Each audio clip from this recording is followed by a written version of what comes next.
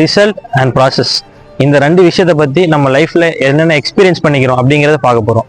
First, ரிசல்ட்டை வந்து பார்த்துட்டிங்கன்னா at the end of the day okay result முடிஞ்சிச்சு, இதுதான் கம்ப்ளீட் அப்படிங்கிறது முடிஞ்சிடும். ஆனால் நீங்கள் ப்ராசஸ் எடுத்தீங்கன்னா நம்ம தெரிஞ்சுக்க வேண்டிய 3 விஷயம் இருக்குது.